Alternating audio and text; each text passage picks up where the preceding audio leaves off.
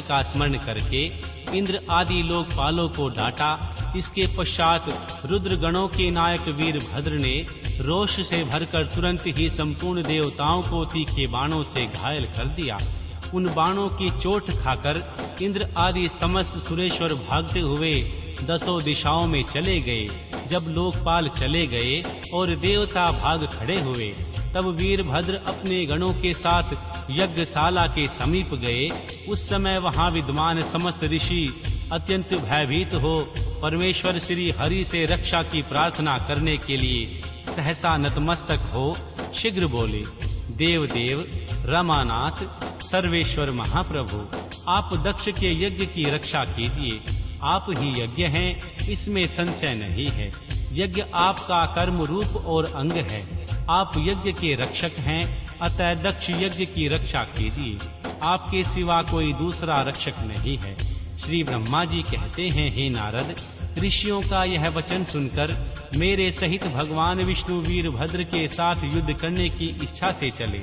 श्री हरि को युद्ध के लिए आता देख शत्रुमर्दन वीरभद्र, जो वीर प्रथम गणों से घिरे हुए थे, कड़े शब्दों में भगवान विष्णु को डांटने लगे। श्री ब्रह्मा जी कहते हैं, हे नारद, वीरभद्र की यह बात सुनकर बुद्धिमान देवेश्वर भगवान विष्णु वहां प्रसन्नता पूर्वक हंसते हुए बोले।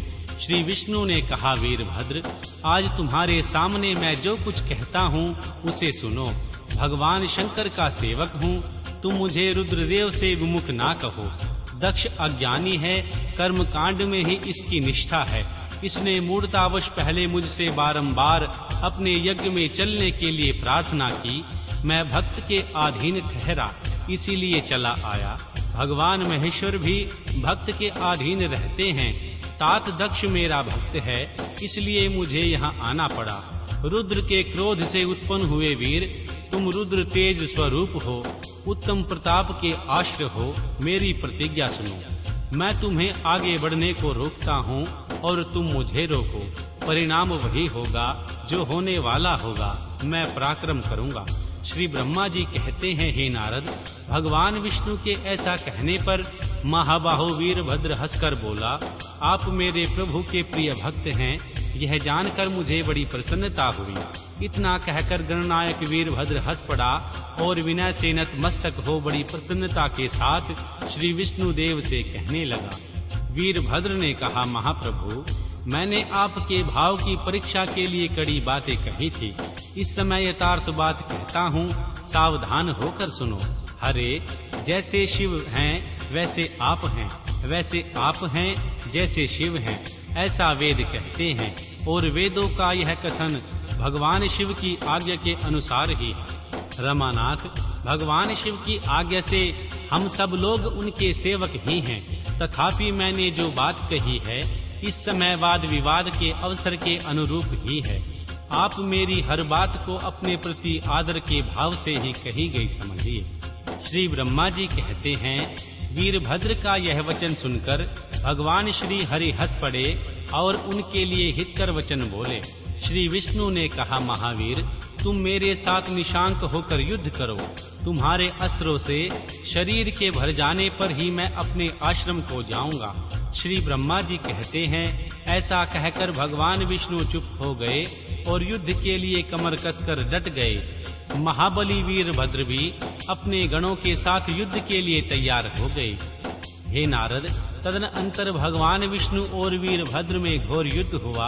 अंत में वीरभद्र ने भगवान विष्णु के चक्र को स्तंभित कर दिया तथा शर्क गंड धनुष के 3 टुकड़े कर डाले। तब मेरे द्वारा एवं सरस्वती द्वारा बोधित हुए भगवान विष्णु उस महान गणनायक वीरभद्र को ऐसराह तेज से संपन्न जानकर वहां से अंतर्ध्यान होने का विचार किया। दूसरे देवता भी यह जान गए, देवी सती के प्रति जो अन्याय हुआ है उसी का यह सब भावी परिणाम है। दूसरों के लिए इस संकट का सामना करना अत्यंत कठिन है।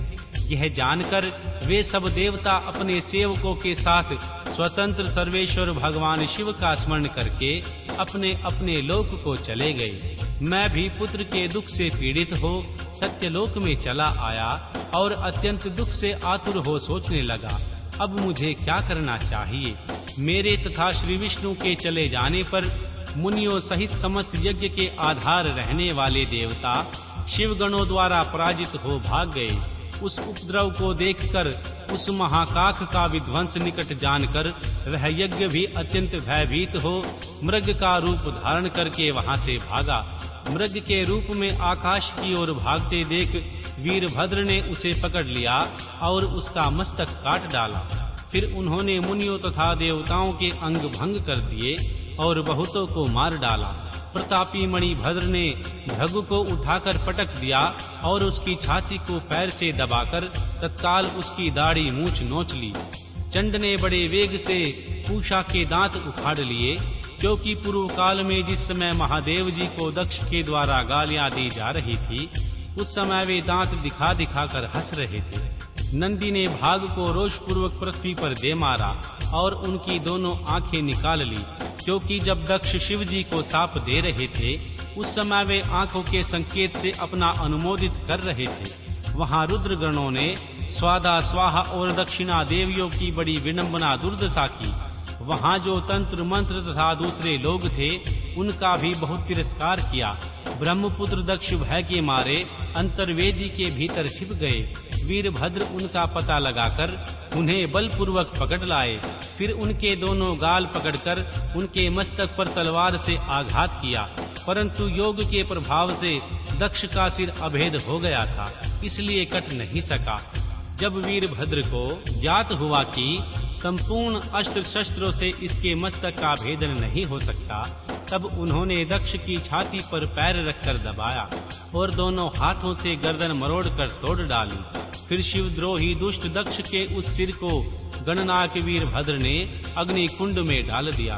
तदनंतर जैसे सूर्य घोर अंधकार राशि का नाश करके उदाचल पर आरूढ़ होते हैं, उसी प्रकार वीरभद्र दक्ष और उनके यज्ञ का विध्वंस करके कृत्य कार्य हो तुरंत वहां से उत्तम कैलाश पर्वत को चले आए। वीरभद्र को काम पूरा करके आया देख परमेश्वर शिव मन ही मन बहुत संतुष्ट हुए और उन्होंने उन्हें वीर प्रथम गणों का अध्यक्ष बना दिया।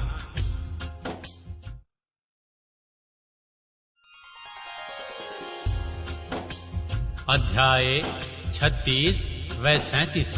श्री विष्णु की पराजय में महर्षि दधीचि मुनि के श्राप को कारण बताते हुए महर्षि दधीचि और क्षुव के विवाद का इतिहास।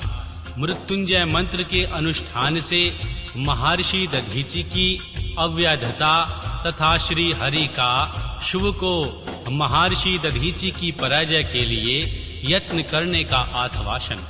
श्री सूत जी कहते हैं, महर्षियों, अमित बुद्धिमान श्री ब्रह्मा जी की कही हुई यह कथा सुनकर द्विज श्रेष्ठ श्री नारद विस्मय में पड़ गए। उन्होंने प्रसन्नता पूर्वक प्रश्न किया। महर्षि नारद जी ने पूछा, पिताजी, भगवान विष्णु शिव जी को छोड़कर अन्य देवताओं के साथ दक्ष के यज्ञ में क्यों चले गए, जिसके कारण वहां उनका तिरस्कार हुआ? क्या वे प्रलयकारी पराक्रम वाले भगवान शंकर को नहीं जानते थे? फिर उन्होंने अज्ञानी पुरुष की भांति रुद्रगणों के साथ युद्ध क्यों किया? करुणानिधे, मेरे मन में यह बहुत बड़ा संदेह है। आप कृपा करके मेरे इस संशय को नष्ट कीजिए और प्रभो, मन में उत्साह पैदा करने वाले शिव चरित्र को कहिए। श्री ब्रह्मा जी ने कहा, हे नारद, पूर्व काल में राजा क्षुभ को सहायता करने वाले श्री हरि को दधीचि मुनि ने शाप दे दिया था, जिससे उस समय इस बात को भूल गए और वे दूसरे देवताओं के साथ दक्ष के यज्ञ में चले गए। दधीचि ने क्यों शाप दिया, यह सुनो। प्राचीन काल में क्षु नाम से प्रसिद्ध एक महान तेजस्वी राजा हो गए हैं। वे महाप्रभावशाली मुनीश्वर महर्षि दधीचि के मित्र थे।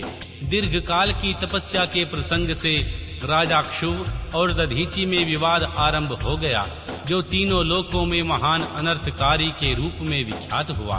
उस विवाद में वेद के विद्वान शिव भक्त दधीचि कहते थे, शूद्र, वैश्य और क्षत्रिय, इन तीनों वर्णों में ब्राह्मण ही श्रेष्ठ है, इसमें संशय नहीं है।